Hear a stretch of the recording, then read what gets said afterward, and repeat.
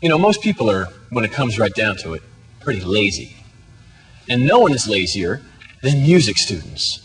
One of the most boring things you can ever do is sit there and practice the piano over and over again. And those of you out there who are piano students know exactly what I'm talking about. This means that only the very few people who are willing to persevere and put the hours, days, even years of effort into learning to play the piano can play the piano. Does this seem right? Hardly. And in 1897, a man named E.S. Votey said, "Why should people who can't play the piano be deprived of having glorious music in their own homes, especially if they're willing to buy a piano?" And in 1897, this guy invents something called the pianola, also known as the player piano. Now, this is a gizmo that actually is a piano. I mean, his early versions were something you'd sit in front of the piano, but I don't want to talk about that. He basically makes a piano that can play itself. It works using punched paper. Basically, he's got this roll of paper that's got a bunch of holes punched in it, and as it scrolls past, there are 88 pipes. And each one of these pipes is connected to a little gizmo. And as the pipes go past the paper, and paper goes past the pipes, if there's an open hole, air gets sucked in, and a key goes doom and hits the strings, and the piano sounds. This means that you can take this piano roll and listen to music on your piano live in your living room anytime you want. All you need is a roll with a particular performance on it. Well, this is terribly exciting stuff for quite a few reasons. One of which is you can hear live piano music off of your piano in your own living room without having anybody play it. But that's just the tip of the iceberg. You can also take those same piano rolls and play a duet. If you only have one person and you want to play a duet, it plays one hand, you play the other. It's also a great learning tool because you can vary the speed that these things play back at without changing the pitch. So just by playing the roll back slower, you can slow the piece down without dropping the pitch the way a tape recorder would. You can also effectively use these things to record. If you have the right kind of hole punching machine, you can sit down at a piano keyboard and play and record your own performance on paper. Then you can take that paper, fold it up, stick it in an envelope, mail it off to your friend on the other side of the country. He can open it up and hear you playing his piano in his living room. Not bad. There's other exciting things you can do too. This is just like recording tape, only it's at the turn of the century. You can take these papers and edit them. What would happen if you took a piece of paper that looked like this, cut it diagonally in half? And on one half you have Bach. You take another one, cut it in half, and you have Mozart. Now you tape these two things together. What do you got?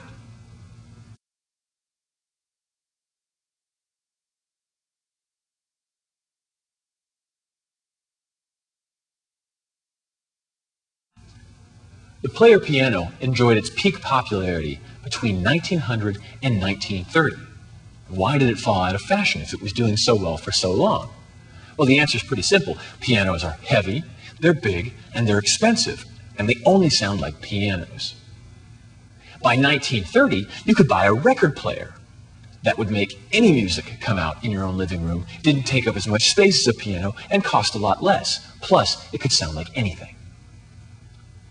But let's think about this player piano for a second. What's happening with it really?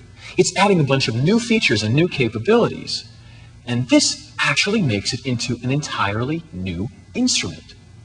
And new instruments demand new music. Well, one composer who came up with new music for the pianola was a guy named Conlon Nancarrow.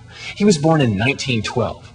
Inspired largely by Rite of Spring, he grew up having a pianola in his household. Now, Nancarrow's done a bunch of really interesting pieces, all based on this notion of using the pianola in ways that you can't use a regular piano. For example, normal piano players generally can only hit 10 notes at a time because they only have 10 fingers. Well, if you're using a pianola, you can trigger all 88 notes as much as you want. The other thing is that humans are pretty puny when it comes to playing the piano. Even the best piano players can only play so fast and can only reach so far.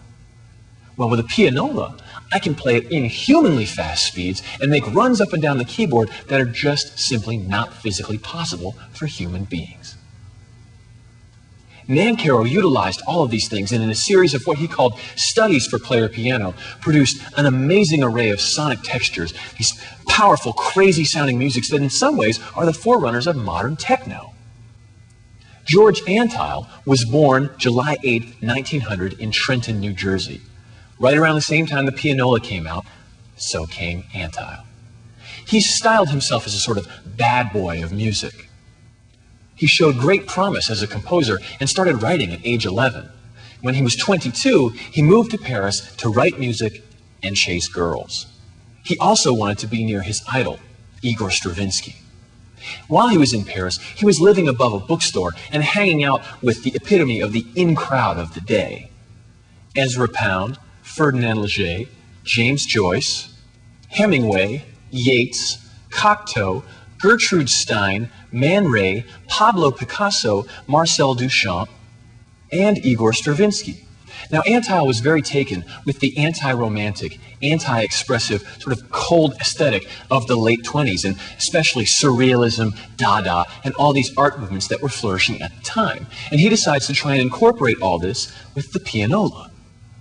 He's a very showy guy, and he's known for doing things like pulling a loaded gun out during a performance and putting it on the piano after waving it at the audience, or planting stories in the newspapers about how he was eaten by lions. So everyone is kind of expecting this piece to be a big deal. It's originally designed to be the soundtrack to a film that Ferdinand Leger is working on, but it never works out, and in fact, the completed piece is more than twice as long as Leger's film. In 1926, George Antheil's Ballet Mécanique has its European premiere. Ballet Mécanique is a piece scored for 2 grand pianos, 7 electric bells, 3 xylophones, 4 bass drums, a gong, a siren, 3 airplane propellers, and 16 synchronized pianolas. Well, there's only one problem.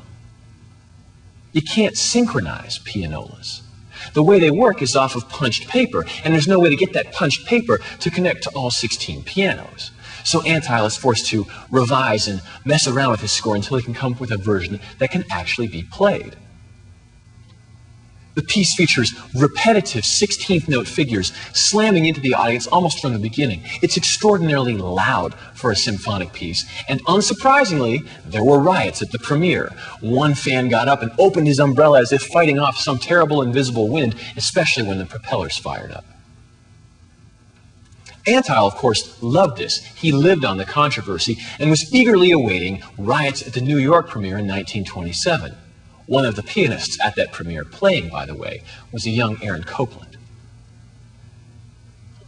Sadly, for Antheil, the piece sort of bombed in the United States, and he ended up going back to Europe for a while. He ended up in Hollywood, writing music for films, and even at one point in his life, making his money by doing a Lonely Hearts column in a newspaper.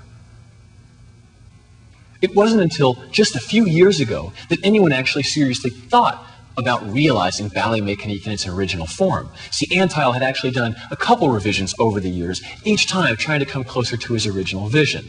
But it wasn't until fairly recently that the technology existed to synchronize player pianos.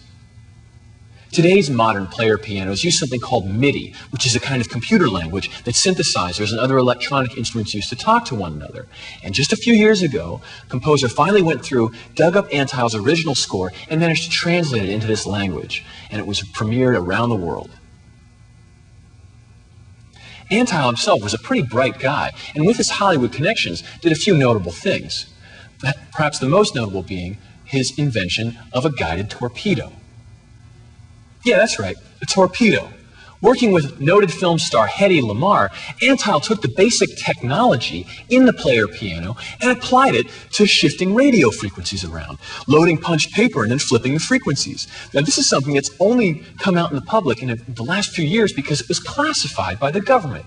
After he and Lamarr developed this technology, they submitted it to the government and said, look, we think this will help in the war.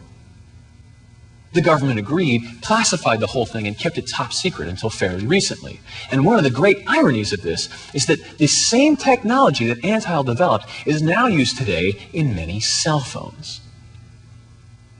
It's for his genius, inventiveness, and bad boy personality, but most especially, the relentless sounds of ballet mécanique that make George Antheil one of the most important composers of the 20th century.